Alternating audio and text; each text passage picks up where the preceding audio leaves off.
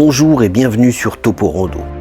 Je vous emmène aujourd'hui dans le massif du Mont Blanc, au-dessus de Chamonix, sur l'itinéraire que Jacques Balmat et le docteur Paccard ont emprunté en 1786 lors de la première ascension du Mont Blanc. Mais pour cette rando, nous nous arrêterons à 2589 mètres, à la jonction des glaciers, des Bossons et de Tacona. Le départ s'effectue peu après le télésiège des Bossons, à 1156 mètres. D'abord en forêt, le chemin rejoindra respectivement le chalet des Bossons, puis celui des Pyramides. Et après une raide montée, le sentier rejoindra un col qui permettra de basculer plus franchement du côté du glacier des Bossons. Et une dernière partie, où il faudra céder des mains, permettra de rejoindre la jonction des deux glaciers.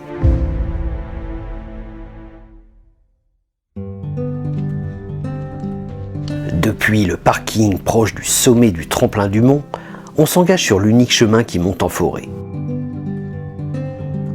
Les premiers mètres donnent tout de suite le ton.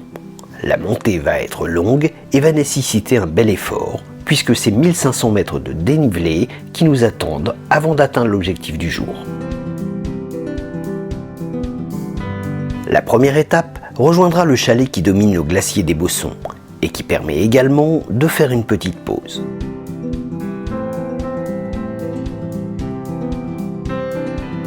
Il est possible de réduire le dénivelé de 269 mètres en empruntant le télésiège des Bossons qui mène directement au chalet homonyme. Mais si vous choisissez comme moi d'utiliser vos petites jambes, il vous faudra moins d'une heure pour atteindre le chalet.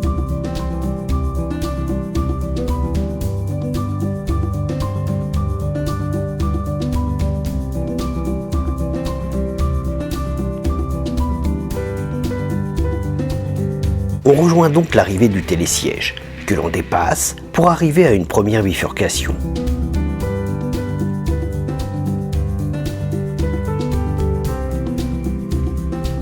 Je vous invite à prendre à gauche et à rejoindre le promontoire qui offre déjà un aperçu de la vue qui nous attend. Le chalet permet de faire une pause. Sa terrasse domine Chamonix. Fait face à l'aiguille du Midi et au glacier des Bossons qui malheureusement s'est réduit année après année. On peut également y observer quelques vestiges du Malabar Princess que le glacier a charrié et recraché après 36 années. On reprend la route en direction du chalet des Pyramides. La montée s'adoucit un peu et c'est donc d'un pas déroulant que l'on enchaîne les très nombreux lacets.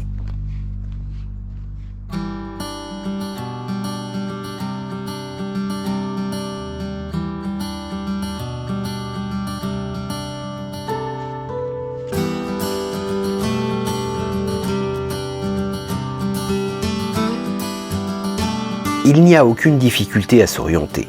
Le sentier est bien marqué et de nombreux cairns jalonnent le parcours.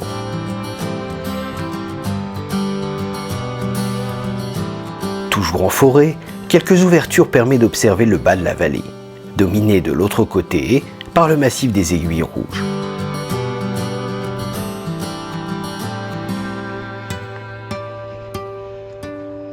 Cette randonnée demeure une des classiques du massif du Mont Blanc. La proximité et la vue exceptionnelle sur les deux glaciers en font une rando très fréquentée l'été. Et ce, malgré l'effort très important à fournir.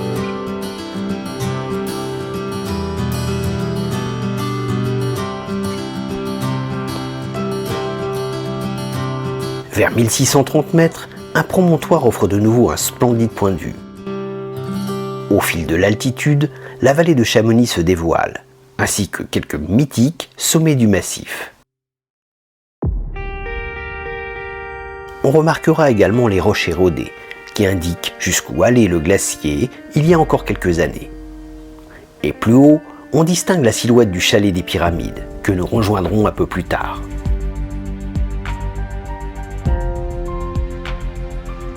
Les lacets sont maintenant plus courts, et la pente se redresse progressivement, ce qui rend la montée bien plus exigeante. Le parcours oscille entre les deux versants de la montagne de la côte. Cela permet de contempler maintenant le glacier de Tacona, dominé par l'aiguille et le dôme du Goûter.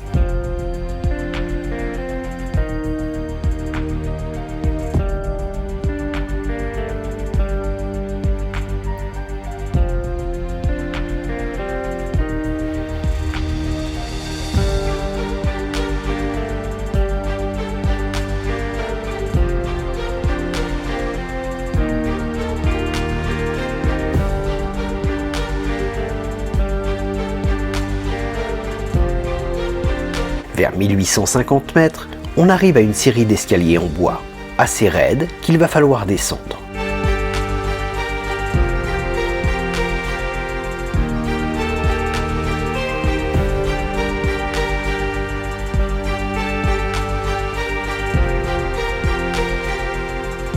Passé ces quelques marches, le sentier offre un peu de répit.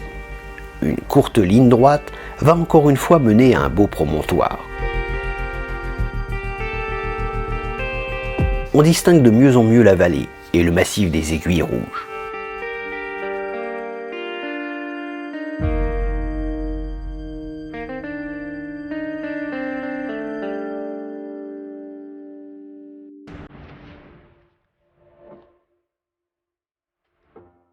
Progressivement, on s'approche de plus en plus du glacier.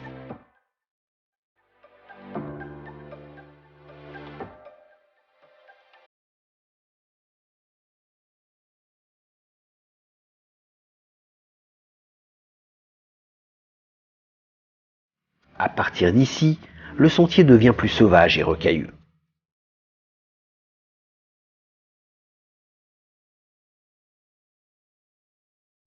Et les magnifiques vues dégagées donnent l'envie de s'arrêter toutes les 2 minutes.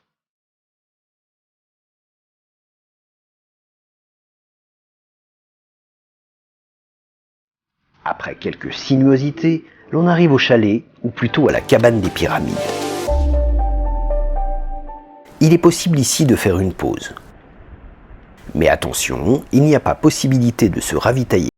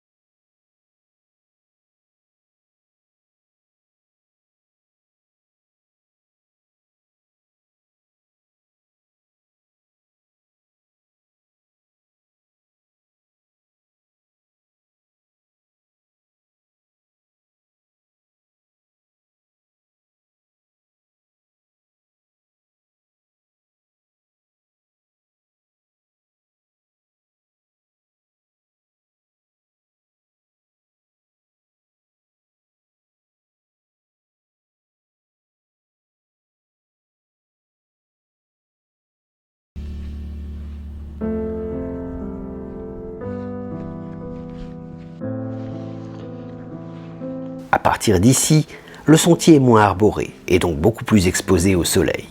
Et pendant plusieurs minutes, le sentier va serpenter le long de la falaise face à ce magnifique panorama.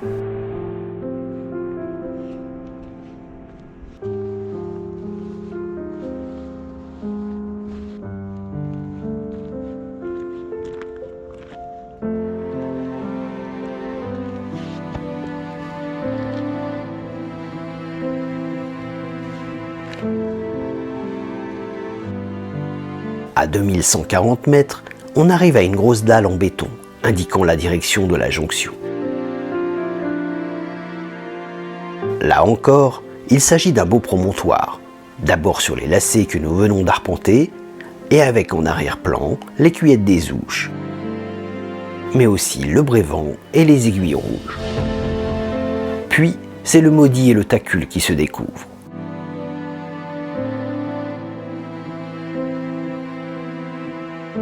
Là encore, le glacier a nettement reculé, laissant place à une roche sculptée pendant des siècles par la glace.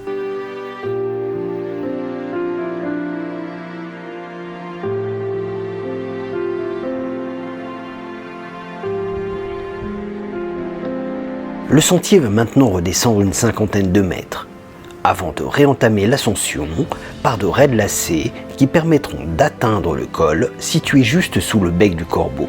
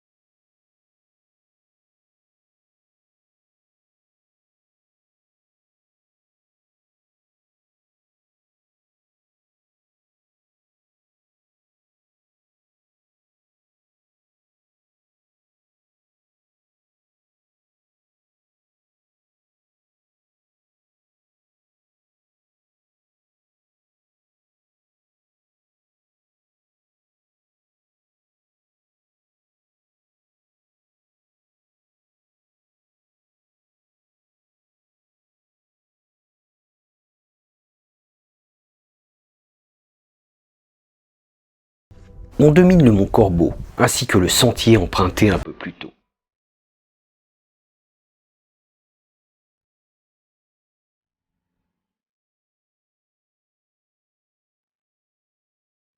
On alterne régulièrement entre dalles en escalier, zigzags et petites barres à franchir où il faut s'aider des mains.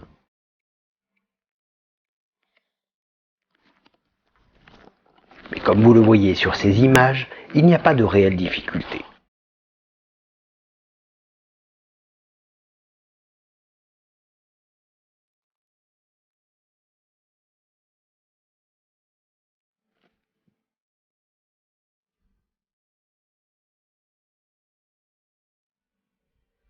Mais la sensation de vide est quasiment inexistante.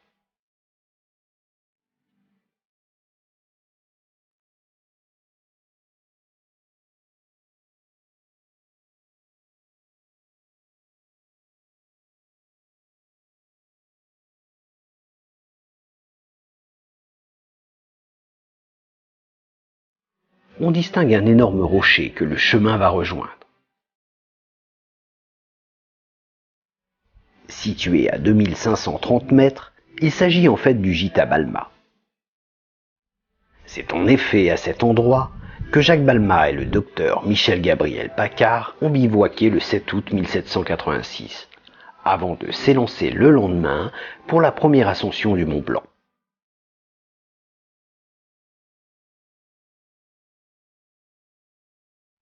Au vu des séracs, des crevasses, des 2280 mètres de dénivelé qu'il reste avant le sommet, des effets de l'altitude et de l'équipement de l'époque, on ne peut être qu'admiratif. Passé ce gros bloc, il ne reste que quelques minutes avant d'atteindre notre objectif du jour.